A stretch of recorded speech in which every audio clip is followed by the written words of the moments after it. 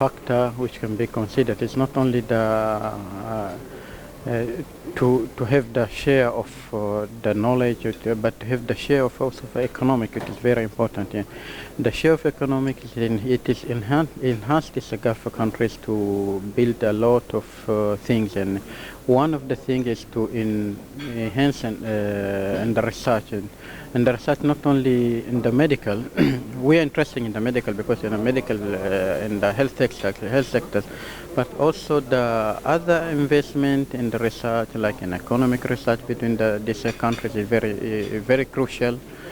The finance, and I think it will support in other way, like private sector and the governmental sector, they have to work together to support the research. Not only what we say, the economic, but also I think in the other way, it will support the health sector, the health researches, and it will be, I think, if we consider this economic, if we combine together between the GCC countries, and we have, I think the resources are available. Regarding the resources for the research are available, but it is only to plan for those resources and to combine the effort together between the GCC countries. Yeah.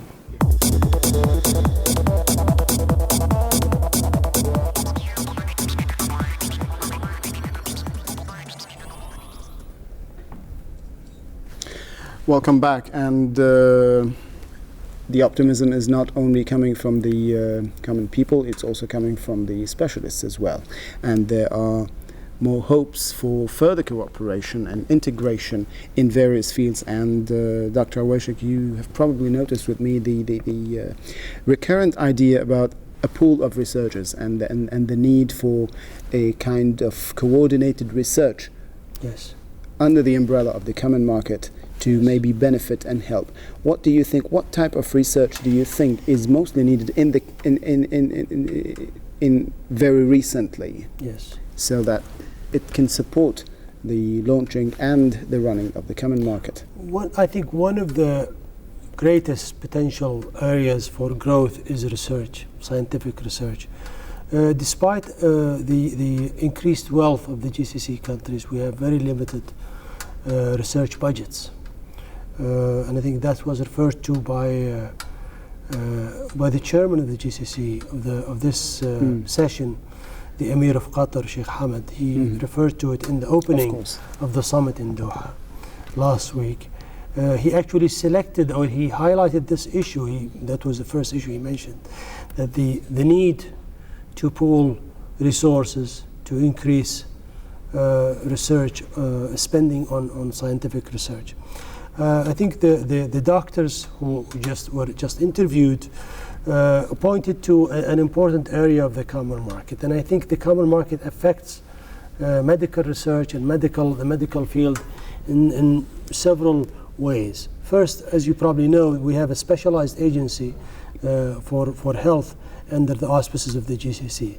It's the Executive Office of Health Ministers. It's based here in Riyadh. And it coordinates health policies between member states, including what the director of this agency said at the beginning of this report, Dr. Ch2, mentioned the pooling of resources for buying medicines, for negotiating deals. But also there are other ways that have been used to pool resources. One of them that the summit recently approved a guide for the circulation of medicines throughout the GCC. This reduces cost. It leverages the research that takes place in one country by making it common to other countries. The idea is to eventually have a single registration for medicines that obviously is going to improve quality of research and reduce the cost. Right. It affects the medical profession by making it accessible. That is, government provided health services going to be under the common market rules are going to be accessible to all GCC nationals throughout the GCC. That's obviously is going to allow hospitals to specialize so that because if hospitals throughout the GCC are open to nationals, that allows hospitals to specialize in particular services without having to establish identical research hospitals units throughout the GCC. Right, thank you very much. Dr. Jazaf, I would like to ask for your final comments as we are approaching the end of the program with one particular question about the field of education, and how do you think the field of education is going to be changed with the common market? Or let me be very specific in my question. Will there be a time when all, let's say, for example, curricula is going to be somehow coordinated or unified among member states?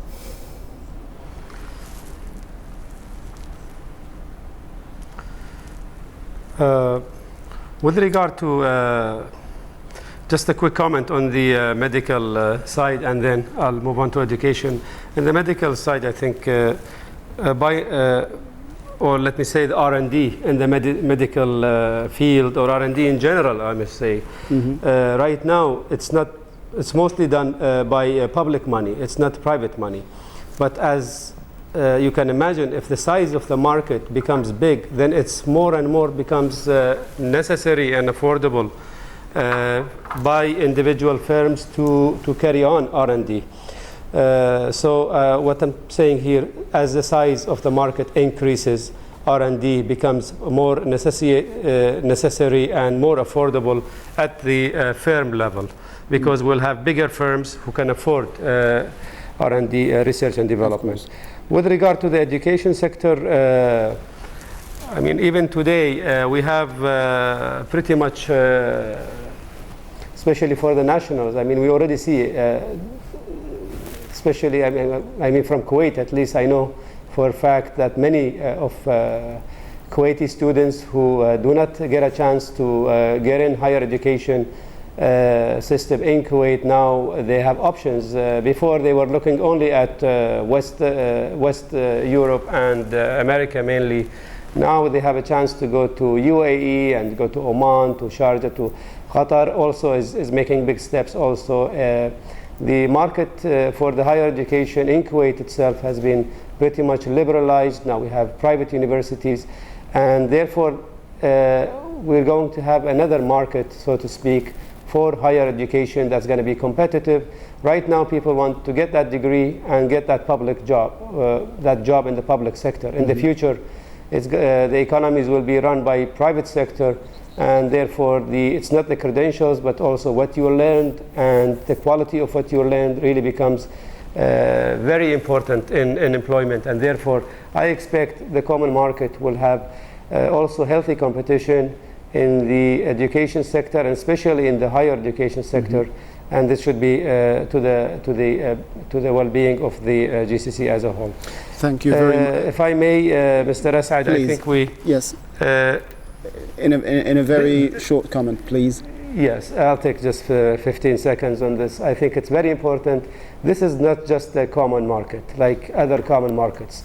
This is a common market between member states that more or less control more than, I don't want to put a percentage now, but as we all know, they control a sizable amount of oil reserves in the world. Absolutely. The whole world will be looking at this not just as a free market or a common market among some member countries, and this common market is taking place in different regions of the world. But what distinguishes this part especially, and we're going to get a lot of attention at the international level, because for the sheer fact that they're sitting on top of the a big proportion of the oil reserves. As economies, maybe when you add the GDPs for the member states together, they may not amount to a single European country, but it's the commodity, it's very strategic commodity we have here, and it is the oil. Yes, and thank you. Therefore, we're going to get a lot of attention. Mr. Jazaf, I would like to thank you very much for your participation. Unfortunately, we are running out of time. The discussion is quite very interesting, and there are more and more to inquire about and to also talk about.